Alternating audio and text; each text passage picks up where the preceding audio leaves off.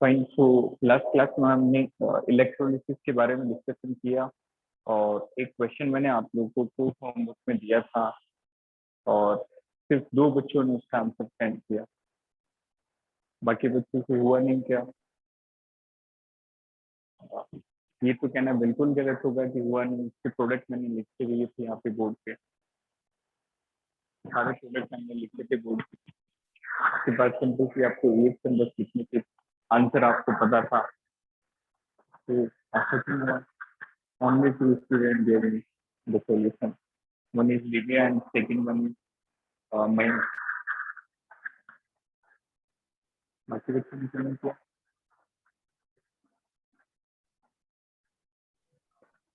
Question आपको करना पड़ेगा तभी तो कॉन्सेप्ट क्लियर होगा। Isn't it? जो होमवर्क आपको दिया जाता है take it seriously.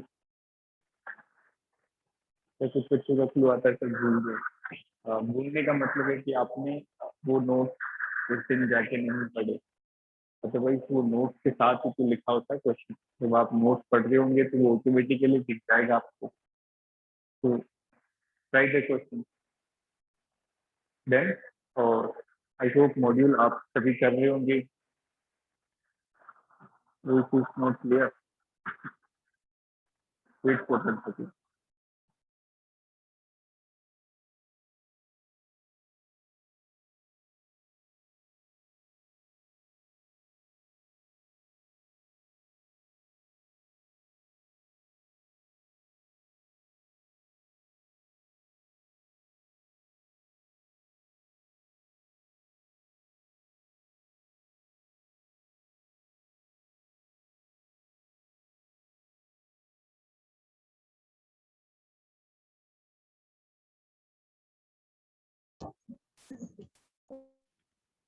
Is it clear now? अब सुनाई दे रहा है सभी को?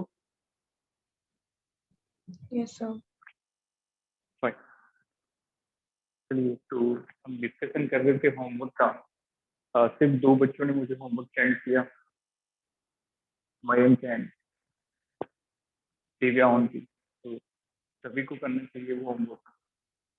बिल्कुल लिमिटेड क्वेश्चन, क्लास में तो बहुत क्वेश्चन मेरी बहुत लिमिटेड क्वेश्चन देता हूँ, तो वो क्वेश्चन ट्राई कीजिए। जो भी क्वेश्चन आपको असाइन होते हैं उनको आपको करना है, तभी तो प्रैक्टिस होगी। और नहीं बनता है तो फिर आप खुद से पूछिए। ऐसा पहले बच्चों लगभग सारे बच्चे अच्छे हैं, सभी ने किया है, बस इस बार ही मिस्टेक हुई है, तो इसको आप रिपीट नहीं करें। जिससे नहीं बनता वो पूछता भी है, काफी बच्चे डाउट डिस्कस करते हैं, तो that is good habit. But आप सिंसियर रहिए, सीरियस रहिए। ऐसा नहीं एवरी डे काउंट, आपका जो डेली का एफर्ट है वो काउंट होता है।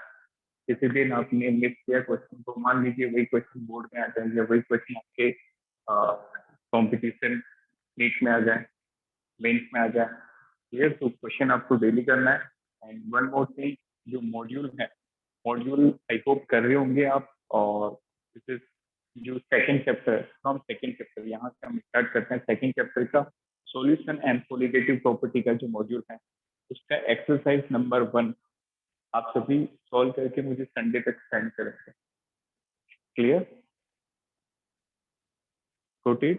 तो exercise 1 of solution and colligative property up to Sunday. Sunday आपके पास है, ताकि exercise 1 is very simple in both main as well as medical and non medical. तो एक्सरसाइज 1 आप सभी सोल्व करके सिस्टमेटिक मुझे सेंड करेंगे। और जो कोई क्वेश्चन नहीं बनता, डिस्कस विथ मी। और जो कोई क्वेश्चन आपको लगता है कि बिल्कुल वो फैक्ट बेस्ड है, तो उसका आप डायरेक्ट क्वेश्चन लिख सकते हो। बट कोई भी क्वेश्चन कैलकुलेटिव है, न्यूमेरिकल है, उस न्यूमेरिकल को आपको सोल्व करना है। तो exercise first student homework that should be submitted before Sunday then. और मंडे को आपका टेस्ट पेपर है, ये सभी को पता होगा। Is of solution and colligative property itself, तो अच्छे से टेस्ट देना है इसका। फाइन। तो we are discussing electrolysis, and in electrolysis we discuss electrolysis of molten salt। तो molten salt वाला केस आई होप सभी को याद हो चुका होगा। molten salt में हमने एग्जांपल लिया NaCl, MgCl2 and then sodium sulphate, sodium thiosulphate and aluminium oxide. उसके बाद हमने सेकंड केस देखा इलेक्ट्रोलिसिस ऑफ एक्वस सोल्ट, जब कोई भी सोल्ट को पानी में डिसोल्व कर देते हैं, तो वहां पे हमने एक बहुत ही इंटरेस्टिंग कॉन्सेप्ट देखा कि रिडक्शन के लिए दो स्पीसीज थी और ऑक्सीडेशन के लिए भी दो स्पीसीज थी। अब किसका होगा, that depend on reduction potential and oxidation potential. तो जो 5 सोल्ट हमने डिस्कस किए थे उनके प्रोडक्ट आपको याद होने चाहिए, that was NaCl, NaBr, NaF and NaI, and other than that one was CuSO4, copper sulphate. तो इनकी रिजल्ट आपको याद होनी चाहिए, बहुत इंपॉर्टेंट है। डायरेक्ट नीट में क्वेश्चन आता है 4 नंबर का कि NaCl एक्वस के इलेक्ट्रोलिसिस में एनोड से क्या प्रोडक्ट बनता है या कैथोड से क्या प्रोडक्ट बनता है, सॉल्यूशन कैसा होता है, एसिडिक या फिर बेसिक। तो इससे रिलेटेड भी हमने क्वेश्चन किया था कि NaCl का जो सॉल्यूशन होता है, याद है बेसिक को, what was the nature of solution after electrolysis. NaCl का जो एक्वस सॉल्यूशन है उसका इलेक्ट्रोलिसिस के बाद क्या नेचर होता है, एनीवन? Basic solution. तो वो बेसिक और एसिडिक कैसे पता चलता है, बाय द रिएक्शन। जैसा हमने NaCl के केस में देखा था, वाटर का रिडक्शन हुआ और वाटर के रिडक्शन से हाइड्रोजन गैस रिलीज होती है और OH माइनस सॉल्यूशन में आ जाता है। उसी OH माइनस के कारण सॉल्यूशन जो है वो बेसिक हो जाएगा। Then so next topic is third kind of electrolysis. ये जो टॉपिक है ये प्योरली 11th क्लास से कनेक्टेड है, बट इसके क्वेश्चन आपके मॉड्यूल में होंगे, that's why we are discussing here. और 12th पॉइंट ऑफ व्यू से भी ये इंपॉर्टेंट है, that is Kolbe's electrolysis. Kolbe's electrolysis, fine. तो कोल बेस्ड इलेक्ट्रोलिसिस के अंदर हम किसका इलेक्ट्रोलिसिस करवाते हैं, that is salts of carboxylic acid. Carboxylic acid याद होगा सभी को, RCOH, और उसका एक हाइड्रोजन हटा के हम सोल्ट बनाते हैं, तो वो जाएगा सोल्ट ऑफ कार्बोक्सिलिक एसिड। तो Kolbe's electrolysis is perform for, it is perform for salt of carboxylic acid, salt of carboxylic acid, ठीक है। जैसे फॉर एग्जांपल RCOH, ये क्या हुआ, दिस इज कार्बोक्सिलिक एसिड। यदि इसका एक हाइड्रोजन हटा के यहाँ पे हम सोडियम लगा दें या फिर पोटेशियम लगा दें, मेटल लगा दें, बेसिकली उसका सोल्ट बना दें, तो that become salt of carboxylic acid.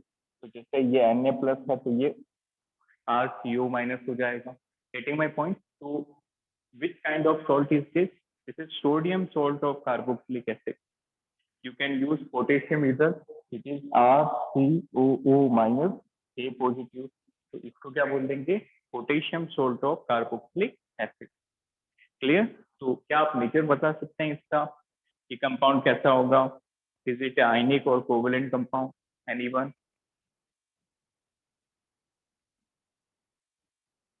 It is आयनिक और कोवेलेंट कंपाउंड, क्या नेचर होना चाहिए? It is ionic as well as very good, it is ionic majorly as well as it contains some properties of covalent compound because this R is made up of carbon। ये जो R है ये alkyl group है, और alkyl group की क्या खास बात होती है, that contain carbon chain, और उस carbon chain का nature होता है covalent, so it possesses covalent as well as ionic nature। but हमारे जो point of interest है that is ionic character। तो इलेक्ट्रोलिसिस जैसे करते आ रहे थे वैसे ही करना है, दो इलेक्ट्रोड लेनी है, बैटरी से कनेक्ट करना है, और यहाँ पे हमें एक्वस सॉल्यूशन लेना है सोल्ट का। देन तो कुछ एग्जांपल से समझते हैं। पहला, दिस इज HCOON। तो can you tell me the name of this salt? HCOON, क्या बोलेंगे इसको? एनीवन? बिल्कुल सिंपल है, देखो अच्छे से, इसका नाम है मिथेनोइक एसिड होता है। यदि हाइड्रोजन लगा होगा तो क्या बोलते हैं इसको? Methanoic acid. यदि हाइड्रोजन हटा दिया तो ये बच जाएगा OH, तो मिथेनोइक एसिड का क्या बन जाएगा? मिथेनोएट। और ये किसका मिथेनोएट है? सोडियम का। तो इसका IUPAC नेम क्या हो गया? Sodium methanoate, become sodium methanoate, ठीक है।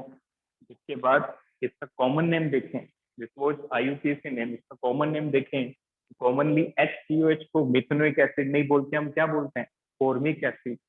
तो फॉर्मिक एसिड से क्या बनेगा, फॉर्मेट, क्योंकि sodium format, this is common name sodium format. तो ये आपको पता होना चाहिए, एग्जाम में आपको नाम से प्रोडक्ट पूछेगा, it will they will not give you the formula. आप इसका इलेक्ट्रोलिसिस कैसे करवाना है, जैसे पानी में डालोगे तो दोनों आयंस ब्रेक हो जाएंगे, एक बनेगा HCOO नेगेटिव, दूसरा बनेगा Na positive. One is HCO negative and second one is Na positive. बहुत सिंपल है, इसमें एक ही ट्रेंड में चलेगा। जैसे लास्ट क्लास में हमने NaCl, NaF, CuSO4 सब में अलग अलग हो रहा था, कहीं पे वाटर का ऑक्सीडेशन, कहीं पे वाटर का रिडक्शन, यहाँ पे सेम पैटर्न चलेगा। तो यहाँ पे क्या याद रखना है, ये जो आयन है इसका होगा, इसका क्या होगा, ऑक्सीडेशन, इट विल ऑक्सीडाइज, और रिडक्शन सोडियम का नहीं होके वाटर है इसमें, तो water will reduce, water will reduce. ये चीज आपको याद रखनी, ये हर सॉल्ट में यही चलता जाएगा।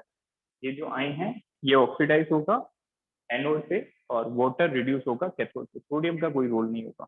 देन अब रिएक्शन लिखते हैं, फिर प्रोडक्ट बनाएंगे। जैसे हम 2-3 सॉल्ट की प्रैक्टिस कर देंगे तो फिर आपका ऑटोमेटिकली पेन चलने लगेगा। तो मैकेनिज्म समझते हैं कैसे ये कैरीड आउट होता है। तो सबसे पहले हम एनोड पे बात करेंगे, या फिर कैथोड पे देख लेते हैं। कैथोड की रिएक्शन सिंपल है, कैथोड पे रिडक्शन होगा। Can you tell me which gas will release on the reduction of water, water के रिडक्शन पे कौन सी गैस रिलीज होती है, एनीवन? कल हमने दोनों रिएक्शंस लिखी थी, वेरी गुड, हाइड्रोजन गैस, बिल्कुल सही। तो कल हमने दोनों रिएक्शंस देखी थी, वाटर के रिडक्शन पे हाइड्रोजन रिलीज होती है और ऑक्सीडेशन पे O2। उस पर ट्रिक भी बनाई थी हमने, ऑक्सीडेशन और O2।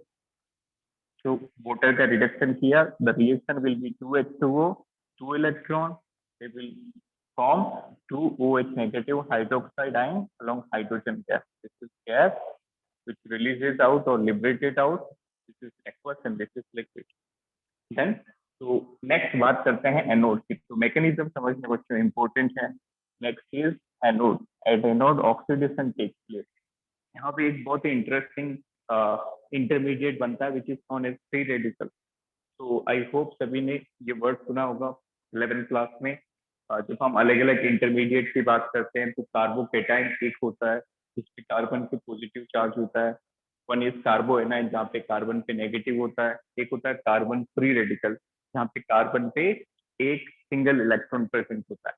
देन तो कैसे ये प्रोसीड आउट होगा, HCOO नेगेटिव, HCOO नेगेटिव। ध्यान से समझना, दो आयन लिए इसके, ये जो नेगेटिव है इट इंडिकेट्स 2 इलेक्ट्रॉन। तो जब एक इलेक्ट्रॉन चला जाएगा तो वहां पे सिर्फ एक इलेक्ट्रॉन बचेगा। Getting my point? सोचो अच्छे से, negative representing 2 electron, if 1 electron is removed then only 1 electron left. 1 electron left means free radical. तो जैसे दो आयन लिए हैं तो 2 इलेक्ट्रॉन रिलीज कर दो तो ये बन जाएंगे 2HCOO free radical plus 2 electron. तो इलेक्ट्रॉन रिलीज हो रहे हैं तो हम बोल सकते हैं ऑक्सीडेशन हो रहा है यहाँ पे। क्लियर? अब अगले स्टेप में ये जो फ्री रेडिकल होते हैं, बताइए इंटरमीडिएट स्टेबल होते हैं कि unstable? Anyone? Intermediate species are stable और unstable? Unstable, very good. Intermediate की एनर्जी काफी हाई होती है तो कारण इंटरमीडिएट, वेरी गुड। इंटरमीडिएट जो होते हैं वो अनस्टेबल होते हैं, इसलिए हम बोलते हैं इंटरमीडिएट को short lived species, short lived species. Clear? जिनकी उम्र कम होती है, शॉर्ट लाइफ होती है। Then so this is unstable and it will react further. Got it? तो कैसे रिएक्ट करेगा इसको ध्यान से समझेंगे। ये वाला जो पार्ट है, ये वाला पार्ट CO2 की फॉर्म में अलग हो जाएगा और यहाँ पे बनेगा हाइड्रोजन फ्री रेडिकल। कौन सा वाला part? This one part, this part. It will remove out in the form of CO2 gas. Clear? यदि इसको समझना तो ऐसे इसका स्ट्रक्चर होता है CO। तो अब क्या होगा, ये इलेक्ट्रॉन यहाँ आएगा, इस कार्बन हाइड्रोजन बॉन्ड के पास 2 इलेक्ट्रॉन है, एक इलेक्ट्रॉन यहाँ और एक इलेक्ट्रॉन हाइड्रोजन के पास। ध्यान से देखना, एक इलेक्ट्रॉन इससे आया, एक इलेक्ट्रॉन ऑक्सीजन से आया, तो 2 इलेक्ट्रॉन से एक और बॉन्ड बन गया। देखो C double bond O, C double bond O बन गया CO2, और यहाँ से एक इलेक्ट्रॉन इसको मिल गया तो बन गया हाइड्रोजन फ्री रेडिकल। ओके, तो दो फ्री रेडिकल हैं, तो दो CO2 रिलीज हो जाएंगे, 2 CO2 विल रिलीज, और दो हाइड्रोजन फ्री रेडिकल बच जाएंगे। ठीक है, अब ये जो फ्री रेडिकल है, फिर से ये भी फ्री रेडिकल है, तो ये भी क्या होगा, अनस्टेबल। और फ्री रेडिकल उनका लास्ट स्टेप क्या होता है, anyone knows what is the three step of free radical mechanism? First is initiation, second is propagation, and third is termination. तो पहले फ्री रेडिकल बनते हैं, फिर बन के फिर रिएक्ट करके और फ्री रेडिकल बनाते हैं, और लास्ट स्टेप में जाके टर्मिनेट हो जाते हैं। टर्मिनेट मतलब खत्म हो जाता है। तो यहाँ पे देखो दो हाइड्रोजन फ्री रेडिकल है, तो ये कैसे रिएक्ट कर जाएंगे इसको ध्यान से समझेंगे। This is one hydrogen, this is second hydrogen, they will to a coupling reaction. तो दोनों के एक एक इलेक्ट्रॉन की मदद से एक बॉन्ड बन जाएगा, तो फाइनली क्या रिलीज होगी, हाइड्रोजन गैस। Got it? तो प्रोडक्ट का डिस्क्रिप्शन देखें, तो what will be the product, what will be the product, we talk about cathode. Cathode पे कौन सी गैस रिलीज हो रही है, hydrogen gas. At cathode hydrogen gas is release, at anode, at anode बताइए एनोड पे कौन सी गैसेस रिलीज हो रही है।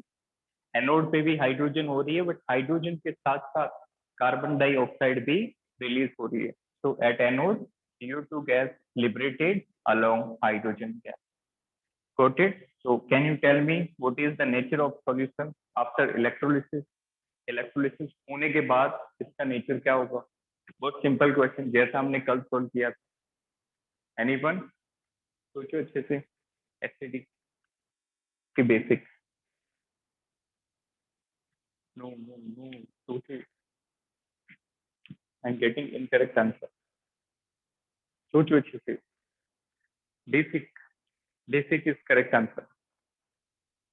Very good, basic is correct answer, जिसका भी आंसर बेसिक है। कल ही तो डिस्कस किया था। सॉल्यूशन में क्या आ रहा है, H पॉजिटिव आ रहा है कि OH नेगेटिव। अब आपको लग रहा होगा कि सर ये एसिडिक सोल्ट है, वो तो चले गए, एसिडिक सोल्ट अब थोड़ी बचे हैं। एसिड होता तब एसिडिक होता ना, अब तो सोल्ट है। अब इलेक्ट्रोलिसिस पे डिपेंड करेगा सॉल्यूशन कैसा होगा। तो देखो यहाँ पे क्या रिलीज हो रहा है, OH नेगेटिव, तो the solution is basic. So the solution is basic solution will obtain after electrolysis. Clear? तो इसका स्क्रीनशॉट लो, फिर इसके और एग्जांपल्स करते हैं। इसके क्वेश्चन करना बहुत इंपॉर्टेंट है, तो आई होप मैकेनिज्म क्लियर होगा। एक दो क्वेश्चन और करेंगे तो और ज्यादा आप कन्वीनियंट हो जाएंगे। Take screenshot.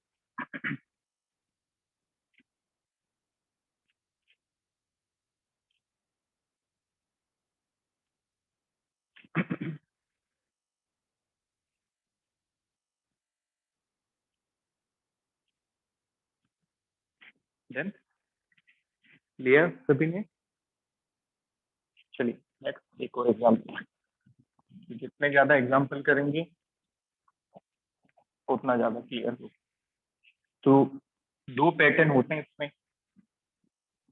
दो पैटर्न होते हैं। सारे पैटर्न डिस्कस कर ले ताकि आपको क्वेश्चन करने में बिल्कुल भी डिफिकल्टी नहीं होगी।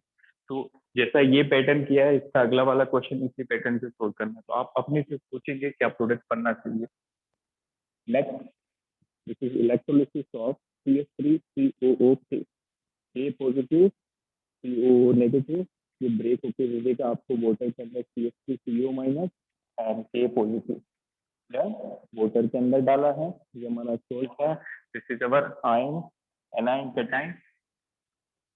वाटर के अंदर है तो वाटर भी रिड्यूस हो सकता है, ये भी रिड्यूस हो सकता है, बट कौन रिड्यूस होगा, वाटर। कौन रिड्यूस होगा, वाटर। ये नहीं होगा, ये भी ऑक्सीडाइज हो सकता है, वाटर भी ऑक्सीडाइज होता है, बट कौन ऑक्सीडाइज होगा, आयन।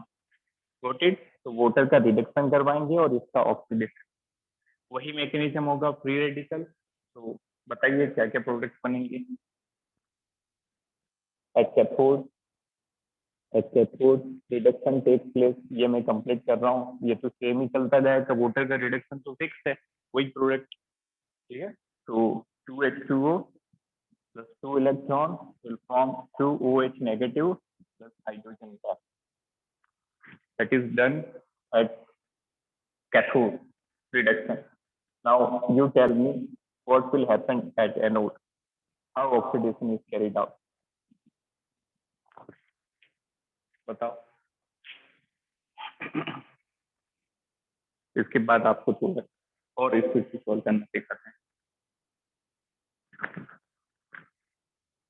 तो मैकेनिज्म में बोर्ड में ये दिया है, तो ऐसे लिखना है एक एक चीजें, और उसके बाद कॉम्पिटिशन में और स्पीड अप कैसे कर सकता हूँ तो भी समझते। तो किसी ने किया एनीवन? बिल्कुल सिंपल है, बस वहीं से दो दो एनाइन लिए थे, याद करो, दो एनाइन लो, देखो बोर्ड पे कभी, दो एनाइन लो, इसके पास दो इलेक्ट्रॉन है, एक रिलीज करेगा तो फ्री रेडिकल बनेगा, दो एनाइन है तो दो रिलीज करेंगे तो दो ही फ्री रेडिकल बनेंगे, तो फ्री रेडिकल क्या बन गया, टू एसिटेट फ्री रेडिकल, और दो इलेक्ट्रॉन रिलीज हो, जैसे इलेक्ट्रॉन रिलीज हुआ तो ऑक्सीडेशन हो गया। अब देखो यहाँ से दो CO2 मॉलिक्यूल रिलीज होते हैं, कार्बन डाइऑक्साइड गैस, याद होगा ये वाला पार्ट चला जाता है, तो जो बचा पार्ट है उसमें फ्री रेडिकल बन जाता है। समझना अच्छे से, यहीं से लॉजिक स्टार्ट होता है।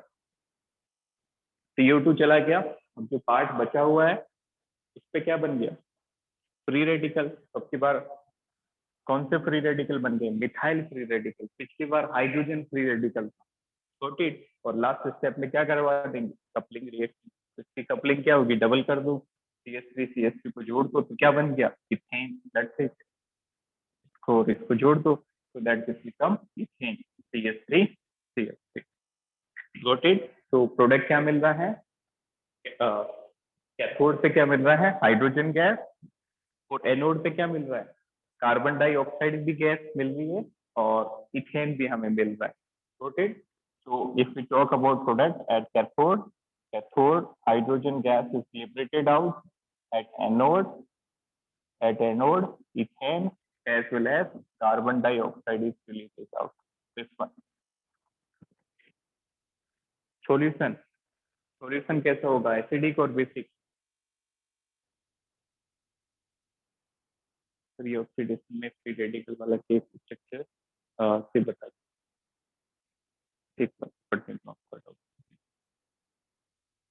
सॉल्यूशन बेसिक होगा, बिल्कुल सही आंसर है।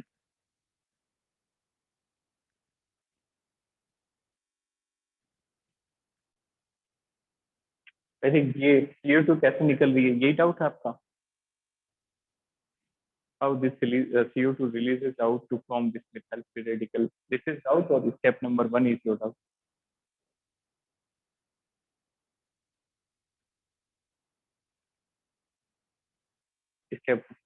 स्टेप 1 में क्या हो रहा है कि CH3CO स्ट्रक्चर से तो देखो यही स्ट्रक्चर है, स्ट्रक्चर से कोई विशेष नहीं है, ये एक एसिटेट आयन, यहाँ पे मैंने दो लिए, ठीक है, यहाँ पे मैंने दो एसिटेट लिए, बट अभी हम एक से समझते हैं। तो इलेक्ट्रॉन कैसे रिलीज हो रहा है, यहाँ पे देखो दो इलेक्ट्रॉन है, यदि यदि सिर्फ एक इलेक्ट्रॉन होता तो इस पे नेगेटिव नहीं आता, इस तरह से बन जाता। और स्ट्रक्चर देखें खोल के तो ऑक्सीजन के पास कितने वैलेंस इलेक्ट्रॉन होते हैं, छह, छह में से एक बॉन्ड बनाया, बचे कितने, पांच, पांच में से दो लॉन पेयर हैं और एक फ्री रेडिकल, ठीक है। अब इसको एक इलेक्ट्रॉन दोगे, एक इलेक्ट्रॉन दोगे तभी तो इस पे नेगेटिव आएगा और वो इलेक्ट्रॉन पेयर्ड अप हो जाएगा, गेटिंग माय पॉइंट। अब उल्टा चले तो जो पेयर्ड इलेक्ट्रॉन है नेगेटिव की फॉर्म में, उसमें से एक इलेक्ट्रॉन फिर से निकाल दो तो क्या फ्री रेडिकल नहीं बनेगा, CH3CO वो free radical with two lone pair. Is it clear now, then fine. तो हाँ, बेसिकली हम इस पेयर्ड इलेक्ट्रॉन में से एक अनपेयर्ड इलेक्ट्रॉन निकाल रहे हैं, तो वो फाइनली अनपेयर्ड की फॉर्म में रहेगा, उसका चार्ज चला जाएगा, वो चार्ज इलेक्ट्रॉन के कारण। देन तो अब आई होप क्लियर हो चुका होगा, ये तो रिएक्शन फिक्स हो गई कि रिडक्शन वाटर का होगा और ऑक्सीडेशन इस एनाइन का। So for example one more, एक और एग्जांपल देखते हैं इसी पैटर्न का। यदि आपको दे दिया जाए CH3CH2CO माइनस, अब की बात थोड़ा सा स्पीड से करते हैं, पूरा नहीं लिखेंगे। तो देखो कैथोड की रिएक्शन तो फिक्स हो गई, याद रखो हाइड्रोजन निकलेगा, बेसिक सॉल्यूशन बन जाएगा, OH नेगेटिव मिलता है। अब एनोड पे क्या होता है, ये आयन आता है, इस तरह से करेंगे थोड़ा सा स्पीडली, ये आयन आता है, ध्यान से समझना कैसे स्टेप खत्म करने। ये आयन आया, आयन का चार्ज हटाया, यहाँ पे फ्री रेडिकल बनाया, फ्री रेडिकल बना के यहाँ से हमने CO2 रिलीज किए, तो अब की बार फ्री रेडिकल यहाँ पे बन गया। फिर ऐसा का ऐसा एक कपलिंग रिएक्शन करा दी, तो फाइनल प्रोडक्ट इस बार क्या बन गया, ब्यूटेन। लाइक दैट, इनकी कपलिंग करवा दी तो ये दोनों जुड़ जाएंगे, प्रोडक्ट क्या बन गया, 4 कार्बन का ब्यूटेन। Got it. फिर से एनी डाउट इन दिस? अब की बार हमने इसको एक स्टेप में प्रोडक्ट लिख दिया डायरेक्ट। कैसे? कैथोड पे तो वाटर का रिडक्शन करवाया, हाइड्रोजन गैस रिलीज हुई, बस यही रिएक्शन रिपीट की। एनोड पे इस एनाइन का ऑक्सीडेशन होता है, एक बार फिर से समझो सभी। CH3COO नेगेटिव, दो एनाइन लेते हो, दो इलेक्ट्रॉन निकालते हो, यहाँ पे क्या बनाते हैं, फ्री रेडिकल बनाते हैं। फिर ये फ्री रेडिकल वाला पार्ट CO2 की फॉर्म में अलग कर देते हैं, तो अब की बार फ्री रेडिकल बगल वाले कार्बन पे आ जाता है इस तरह से। फिर जो फ्री रेडिकल बना फाइनली उसकी कपलिंग रिएक्शन करवा के जोड़ देते हैं, इसकी कपलिंग रिएक्शन करवाई, CH2 CH3, इस तरह से जोड़ दिए, तो डबल प्रोडक्ट बन गया। तो अब आपको थोड़ा सा आइडिया हो चुका होगा कि जो प्रोडक्ट बन रहा है वो जस्ट डबल हो रहा है। जैसे यहाँ पे ये CH3 था, इसको छोड़ दो, CO2 वाले पार्ट को छोड़ दो, CH3 था तो CH3 CH3 मिला, या आपको CH3 CH2 था तो इसका डबल होके मिला, CH3 CH2 CH2 फिर CH10। So I hope ये क्लियर होगा। Method always electrolysis, take a screenshot.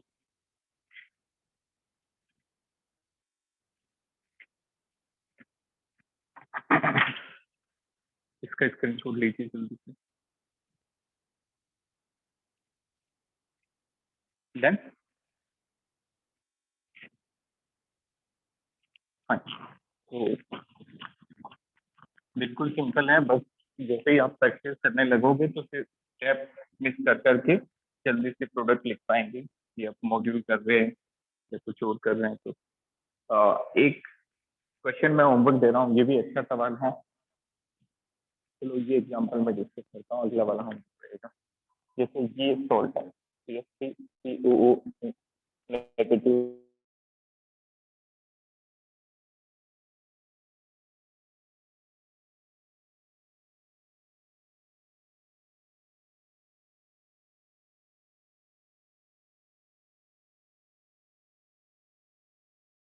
नहीं है, बिल्कुल सिंपल है। This is known as sodium succinate. ठीक है, अब इसका इलेक्ट्रोलिसिस करवाना है, तो पहले स्टेप में जैसे करते आ रहे थे वही करना है। रोटेट, पहले स्टेप में इसको छोड़ दो, आयन को अलग कर दो, तो सोडियम आयन मिला और एक एनाइन मिलेगा। देखो क्या बनेगा, CH2COO नेगेटिव, CH2COO नेगेटिव और दो सोडियम मिल जाएंगे। रिडक्शन वाटर का हो रहा था, वाटर का करवा दो, कुछ भी चेंज नहीं करना है। ऑक्सीडेशन इसका हो रहा था, इसका ऑक्सीडेशन का, इसका ऑक्सीडेशन थोड़ा सा इंटरेस्टिंग है, बाकी केसेस से कैसे होगा देखिए। CH2COO नेगेटिव, CH2COO नेगेटिव, तो आपके बाद जितने भी CO नेगेटिव है उनका फ्री रेडिकल बनाना है। तो बताओ इस बार दो इलेक्ट्रॉन क्या यहीं से निकल जाएंगे, एक इलेक्ट्रॉन इस CO नेगेटिव से, एक इलेक्ट्रॉन इस CO नेगेटिव, इजंट इट? तो इसका मतलब दो इलेक्ट्रॉन निकले हैं तो उन दोनों जगह पे दो फ्री रेडिकल भी बनेंगे इस तरह से। CH2 COO free radical, COO free radical.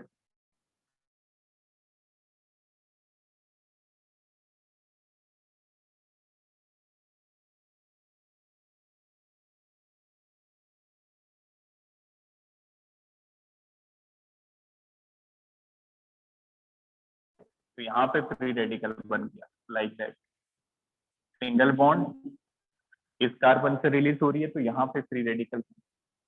अब देखो क्या, इस फ्री रेडिकल की कपलिंग के लिए आपको दूसरा फ्री रेडिकल चाहिए? नो। अब की बार इंट्रा मोलिकुलर कपलिंग हो जाएगी, फ्री रेडिकल के अंदर भी कपलिंग हो जाएगी इस तरह से। ये और ये दे विल कंबाइन, एक बॉन्ड पहले से था, एक और बॉन्ड बन जाएगा, तो अब की बार प्रोडक्ट क्या बन जाएगा, ethene. This is C2H4. This is known as ethene, alkene of two carbon. So any doubt in this? पहले रेस्पॉन्ड कीजिए। Any doubt?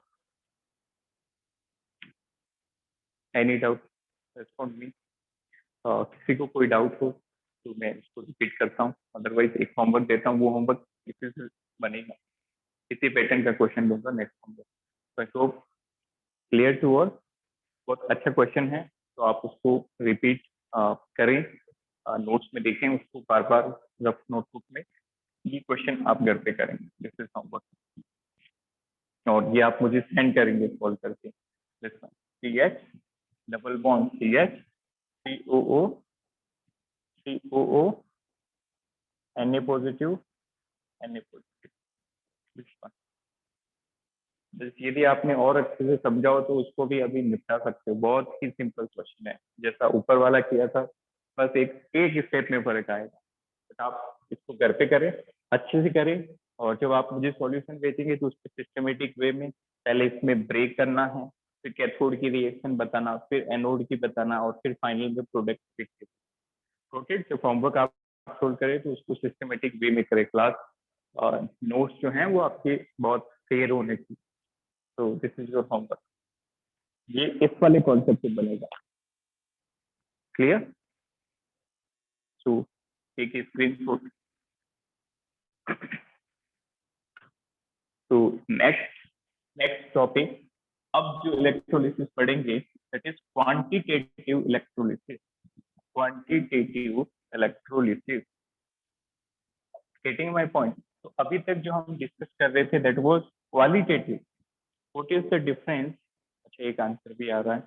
हाँ, इस तरह से हमें सोल्व करना है। जब कंपटीशन में करने बैठेंगे तो वो एक एक रिएक्शन नहीं लिखनी है, जितना शॉर्टकट में चलें उतना बेहतर है, बट एक्यूरेसी मेंटेन रहनी चाहिए। इथाइन बनेगा, वेरी गुड। सबसे पहला आंसर आया परिणीता का, वेरी गुड, बहुत बढ़िया। Ethyne is correct answer. Final product जो रहेगा वो इथाइन होगा। तो आप सभी बच्चे रिएक्शन करके मुझे सेंड करेंगे उसको। Come to next point, next is quantitative electrolysis. तो क्वालिटेटिव तो हमने समझ लिया बहुत अच्छे से, खूब एग्जाम्पल के साथ। क्वालिटेटिव कैसे प्रोसीड किया हमने, मोल्टन का अलग से सीखा, एक्वस का अलग से सीखा, और ये आज हमने कॉल बेस्ड इलेक्ट्रोलिसिस सीखा। देन अब हम इनकी क्वांटिटी पता करेंगे, कि हमने बोल दिया कि सर ये इथिन गैस रिलीज हो रही है, तो अब हम पता करेंगे कि इथिन गैस कितनी रिलीज हो रही है, कितनी लीटर रिलीज हो रही है। जैसे हमने बोल दिया कि सर सोडियम में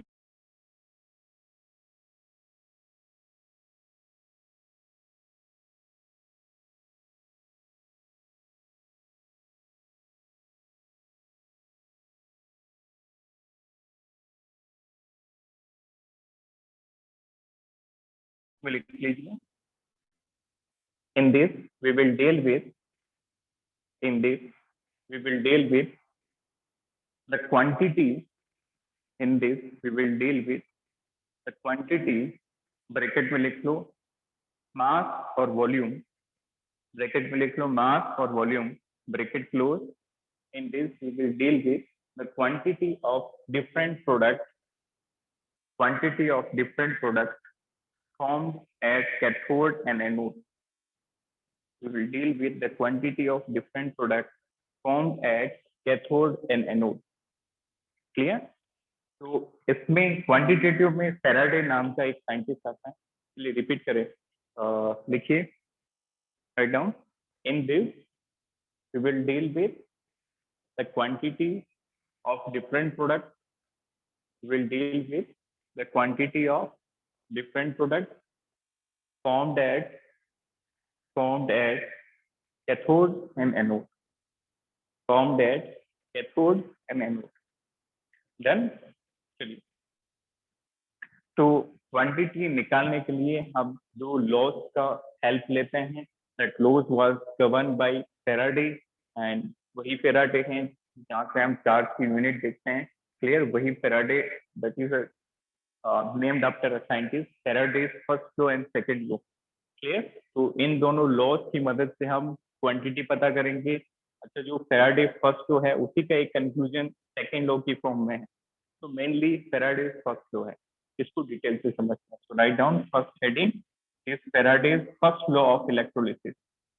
ये बोर्ड में आपके इसका स्टेटमेंट भी पूछा जाता है, एक्सप्रेशन भी पूछे जाते हैं, और न्यूमेरिकल तो बहुत आम है, तो बहुत ज्यादा पैटर्न के न्यूमेरिकल बनते हैं। Faraday's first law, Faraday's first law of electrolysis. Faraday's first law of electrolysis. तो फेराडे क्या बताते हैं कि फेराडे का कहना है कि जितना वेट डिपॉजिट होगा वो प्रोपोर्शनल होगा चार्ज से। जैसे आप इलेक्ट्रोलिसिस जब करवाते हो, इस कंटेनर में आप सॉल्यूशन लेते हो, चाहे मोल्टन लो चाहे एक्वस लो, फिर इसके अंदर 2 इलेक्ट्रोड इंसर्ट करते हैं और फिर बैटरी सोर्स लगाते हैं करंट के लिए। क्लियर? तो फेराडे क्या बताते हैं कि जो अमाउंट लिबरेट होगा, कोई गैस का वॉल्यूम या फिर किसी मेटल का वेट कितना डिपॉजिट होगा, वो डिपेंड करेगा कि आपने कितना चार्ज पास किया, कितना करंट उसमें डाला है सॉल्यूशन में। जितना करंट ज्यादा जाएगा उतना ज्यादा वेट डिपॉजिट होगा। Got it? So what is Faraday's expression? As per Faraday, the amount or weight of substance deposited is directly proportional to charge passed in the solution. W is directly proportional to Q. जितना ज्यादा charge डालेंगे, जितना ज्यादा electricity pass करेंगे, उतना ज्यादा wait होगा। तो W is equal to, proportionality हटाते हैं तो एक कांस्टेंट आता है, that is Z into Q। Clear? Z is known as electrochemical equivalent. Z को क्या बोलते हैं? Electrochemical equivalent. Electrochemical equivalent. Clear? उसको मैं एक बार रिपीट करूंगा। क्लियर? एक बार ये हम एक्सप्रेशन बना देते हैं, उसके बाद मैं लिख पाता हूँ। Done? W is directly proportional to Q, W equal to Z into Q। और आपने क्लास 11th और 12th दोनों में ही पढ़ा होगा Q और करंट का क्या रिलेशन है। Q is equal to I into T, charge equal to current into time. Q is equal to what? IT। तो इस Q की वैल्यू यहाँ डाल देंगे तो W क्या बन गया? Z into I into T। W का एक्सप्रेशन क्या आ गया? Z into I into T। अब सारी वैल्यूज लिखते हैं। W is what? Weight of, W is what? This is weight of substance or metal deposited. W is weight of substance deposited. Z is electrochemical equivalent. Q is what? Q is charge. I is current and T is time. Q is, capital Q is charge, capital Q is charge, I is current and T is time. तो final expression क्या बन गया? W equal to ZIT। तो इसका statement लिखिए, फिर कुछ और फॉर्मूले हमें समझने पड़ेंगे, सीखने पड़ेंगे, कुछ और टर्मिनोलॉजी आए।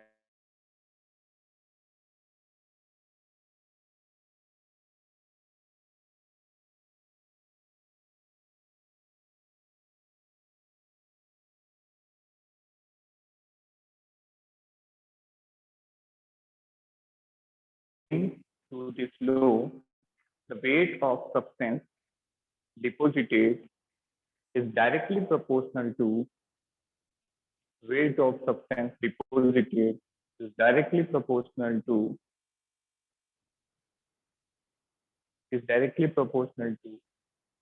charge passed, directly proportional to charge passed, directly proportional to charge passed in the solution during electrolysis. Directly proportional to charge passed in the solution during electrolysis. Clear? So W is proportional to Q, W equal to Z into Q, Q को IT रख दिया तो W क्या बन गया? ZIT। Clear? तो अब कुछ और फॉर्मूलाज देखते हैं जिनकी मदद से हम न्यूमेरिकल करेंगे। तो इसका स्क्रीनशॉट लीजिए जल्दी से।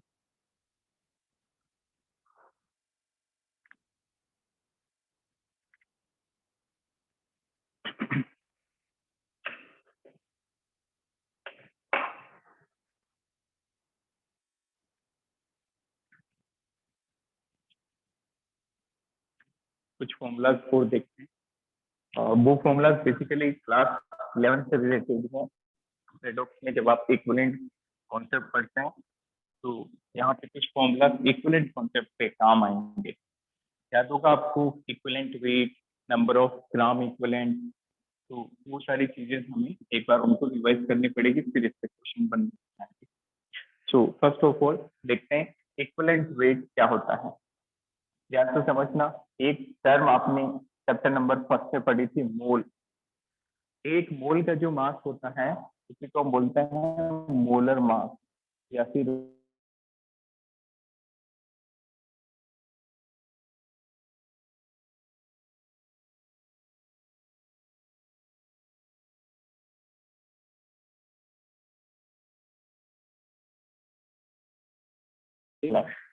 और एक इक्विवेलेंट का मास होता है इक्विवेलेंट वेट। स्क्रीन फ्रीज हो रही है, wait.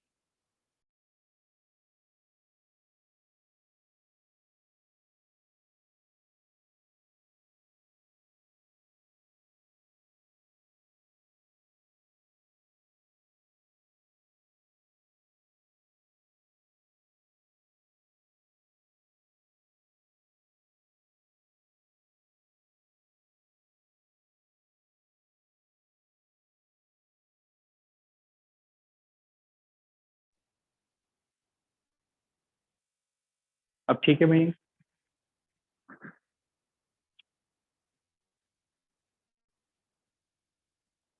Is it okay now? So focus on both. Uh, both the mass of one mole is gram molar mass, and similar to mole, there is one more term that is equivalent. And what is the weight of one equivalent? That is known as equivalent weight. Equivalent weight. Equivalent weight that is denoted by E. That is denoted by E. तो एक मोल का mass होता है molar mass, और एक equivalent का mass होता है इक्विवेलेंट मास। क्लियर? तो अब क्या क्या रिलेशन है, कुछ रिलेशन हम डील करते हैं। तो सबसे पहले इक्विवेलेंट वेट कैसे निकालते हैं? Equivalent weight is the atomic weight divided by valency factor. Equivalent weight is the atomic weight divided by valency factor. Clear? अब वैलेंसी फैक्टर क्या होता है ये भी हमने क्लास 11th में देखा है। तो कुछ टर्म्स होते हैं, नोट करके लिख लें। वैलेंसी फैक्टर, जैसे आयन का जो वैलेंसी फैक्टर होता है for ion, valency factor is equal to their charge. For ion, valency factor is equal to their charge. तो जैसे आपको पूछ लिया जाए कॉपर +2, इसका वैलेंसी फैक्टर कितना है? 2। एल्यूमिनियम +3, इसका वैलेंसी फैक्टर कितना है? 3। इसी तरह से एनाइन ले लो, जैसे सल्फेट आयन है, इस पे चार्ज 2 है तो वैलेंसी फैक्टर 2। फॉस्फेट आयन है, PO4 3 नेगेटिव, इस पे चार्ज 3 है तो valency factor is 3। Getting my point? तो इक्विवेलेंट वेट क्या होता है? Atomic weight, gram atomic weight divided by valency factor. अब वैलेंसी फैक्टर आयन के केस में कैसा होता है? चार्ज के बराबर।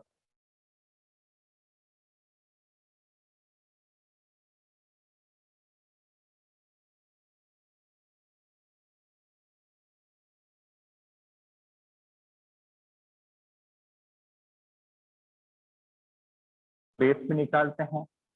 एसिड के लिए वैलेंसी फैक्टर उसकी बेसिसिटी होती है, उसकी बेसिसिटी होता है valency factor.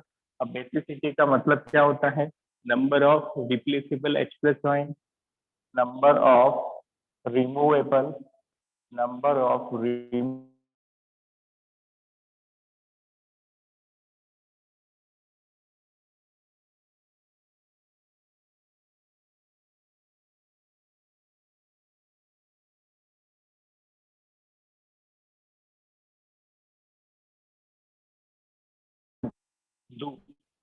Getting my point? इसी तरह से बेस, बेस का वैलेंसी फैक्टर जो होता है उसकी एसिडिटी होता है।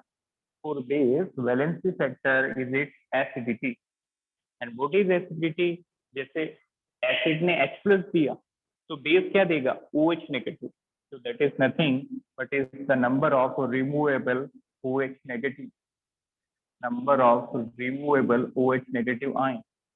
Just like if we talk about NaOH, ये एक OH देता है,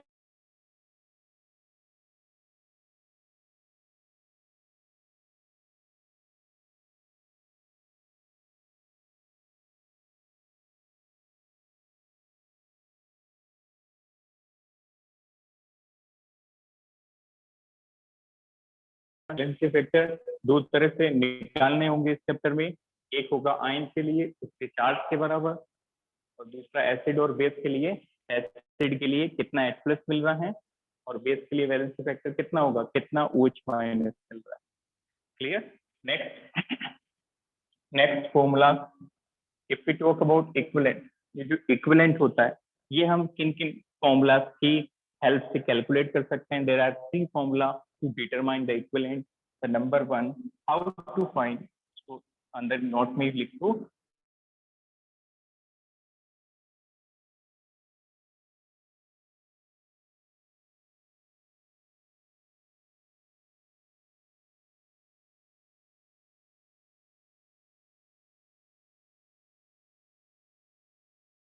एक मार्क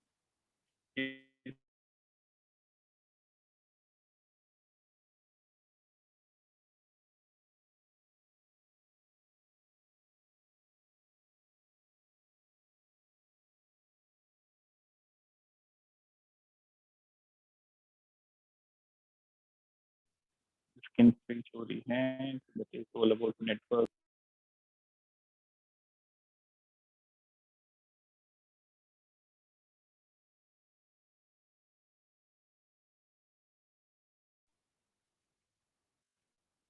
एक्चुअली बफर के कारण ये सारी चीजें होती हैं नेट की buffering.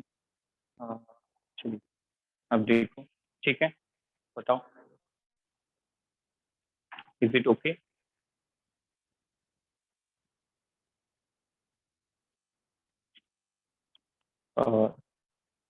No, anyone else is facing the same? Kajol के लिए लिखो, कबूल, मयंक, माधवी, आपकी ठीक आ रही है, दिख रहा है,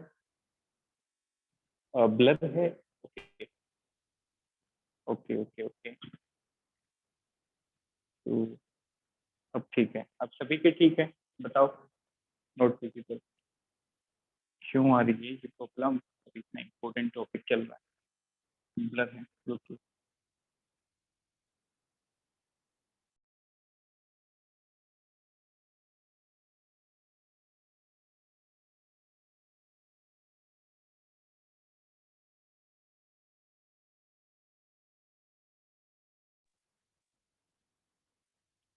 फाइन, अब बताइए।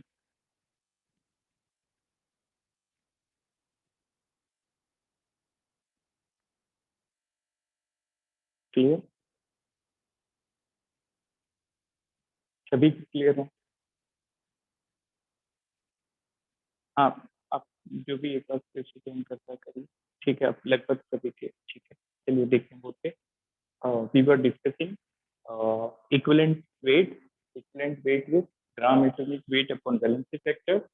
Valency factor, there are two different ways to calculate valency factor. Ion के केस में valency factor उसका चार्ज होता है, और एसिड के केस में उसकी बेसिसिटी होती है, कितना H प्लस आयन वो दे रहा है। एक देगा तो एक वैलेंसी फैक्टर, दो आयन देगा तो दो वैलेंसी फैक्टर। बेस के केस में वैलेंसी फैक्टर उसकी एसिडिटी होती है, कितना OH दे रहा है, एक OH मिलेगा तो एक वैलेंसी फैक्टर, और दो OH होगा तो दो वैलेंसी फैक्टर। ठीक है, और उसके बाद हमने देखा कि इक्विवेलेंट कैसे निकालने होते हैं, how to find number of equivalent. तो number of equivalent is equal to given mass upon equivalent mass. जैसे मोल निकालते थे, given mole, moles is equal to given mass upon molar mass, वैसे ही इक्विवेलेंट निकालने के लिए given mass upon equivalent mass. दूसरा, number of equivalent is equal to normality into volume. This is second formula for equivalent, number of equivalent equal to normality into volume.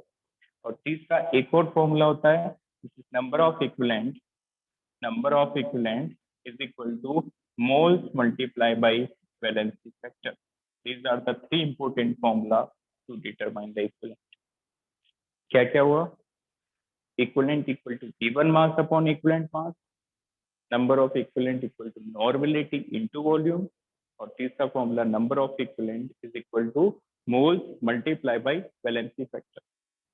What is that? Moles multiply by valency factor. तो इसका screenshot लीजिए, take screenshot, take screenshot.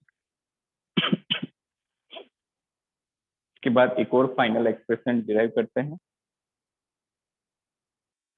ठीक है, screenshot click कीजिए अपने।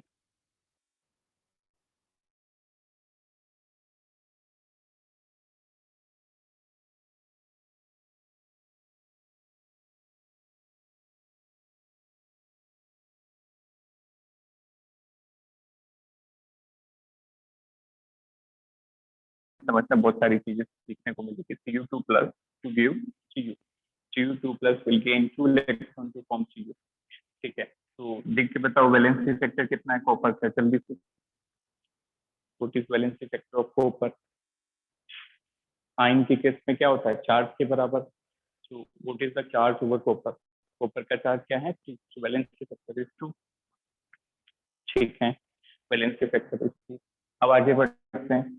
तो देखो, दो इलेक्ट्रॉन जो है, 2 electron are responsible to deposit 1 copper, isn't it? 2 electron से एक कॉपर डिपोजिट होता है। तो यदि मैं मोल की टर्म में बात करूं, तो if there are 2 moles of electron, they will be responsible for the deposition of 1 mole of copper. सही बात है।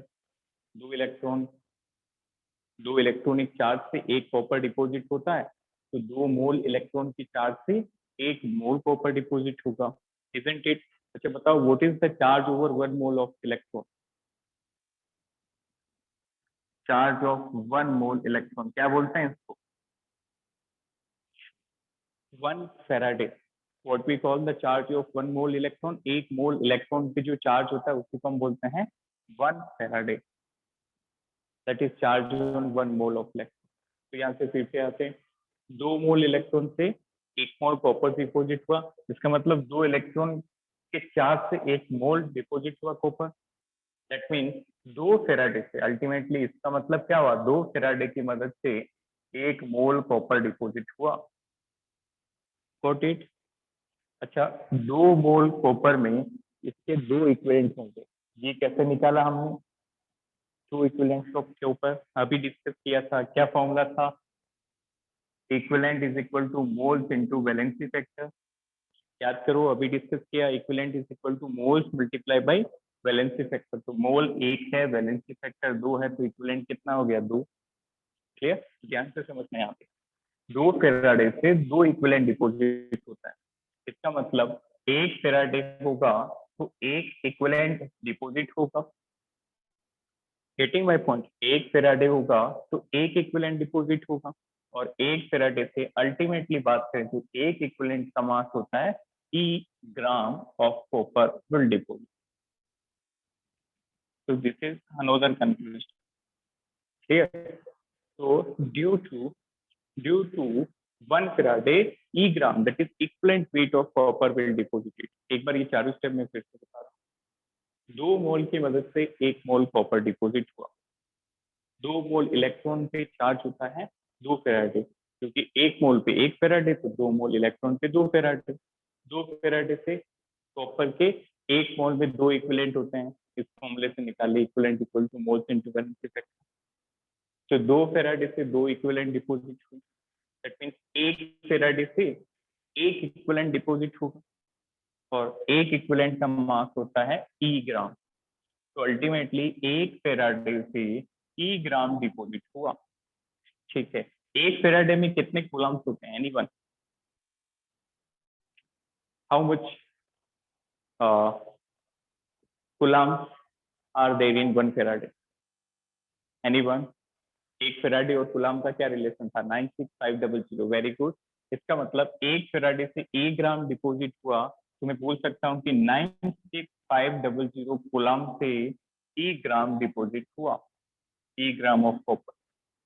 Got it? तो बताओ, 1 कूलम से कितना डिपोजिट हुआ? 96500 से इतना हुआ, तो 1 कूलम से डिपोजिट हुआ ई अपॉन 96500, और इसी को हम बोलते हैं जेड, जो हमने स्टार्टिंग में लिखा था, इलेक्ट्रोकेमिकल इक्विवेलेंट। तो electrochemical equivalent is nothing, this is the mass of any substance deposited due to 1 coulomb charge.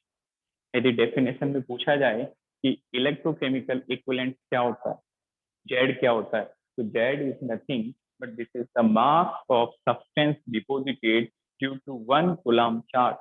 इसकी definition आप लिख लें. What is Z? This is mass of substance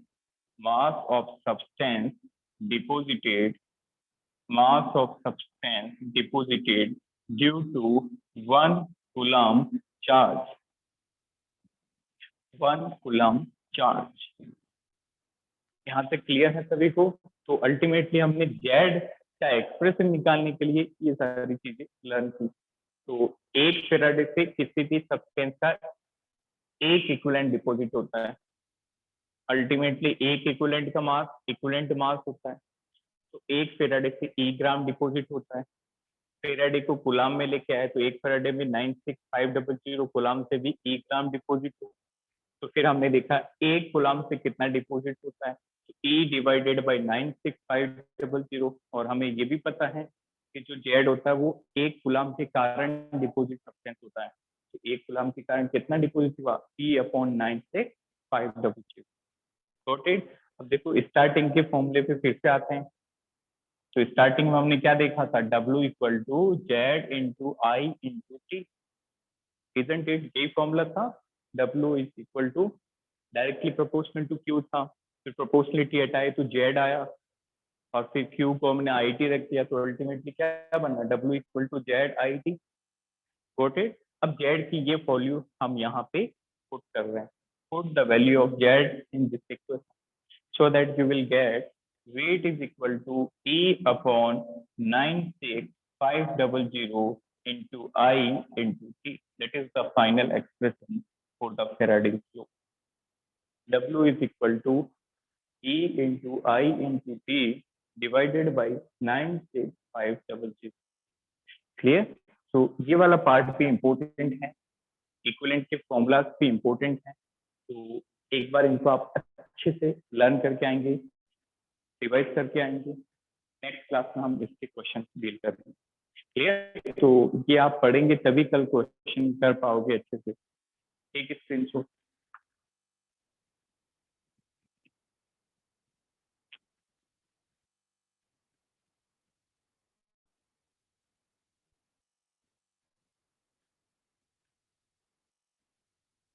take a screenshot. So revise this lecture, and in next class we will discuss some examples over this equivalent weight or equivalent concept or Faraday's law. Clear? तो mainly आप वो जो equivalent के formulas थे उनको पढ़ के आएंगे और उसको रिवाइज करके. Thank you so much. Have a nice